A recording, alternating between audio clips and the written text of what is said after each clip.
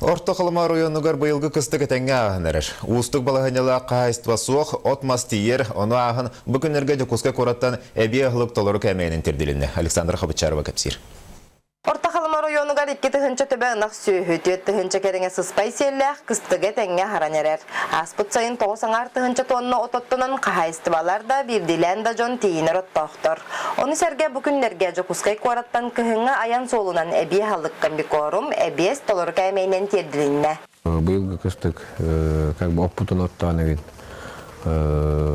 шөлдик атурар оппут тиер эбиялык 5-6 тоннаны эбиялык алыбыт улуска. Березовка бән национальный бөхөлегер таба итетінен 2 қайысты бажырыктанар күн бүгін манна 2 тыгынча 200 табакыстан турар. Быйыл бөрөлер әлбән, онуға үйәнен көтен бұлтағарға өп қарчы тейбәтеттен олықтақ бригады терілден турар. Онтан бөрөлер номнуа отуча табаны тарттылар. Постоянный бар бөрөлер, тойда қана Березовка деке кылыгытты бөрі тақсар болды. Кыл әлбән кылыгытты мен бақ бөрі тақсар. Оны лаука әбәқ жеке как бы әме хемир кыл тақсар. Оны күтті баты әнеме бөрілер тақсалда. Хаңа жыл кәнеттен, например, где-то 6 бөрі бұлттанан тұрар.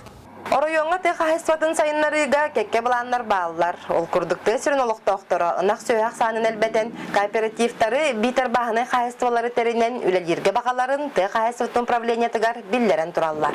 Александра Хабычарова, Саха телевидениеті, Орта Халыма.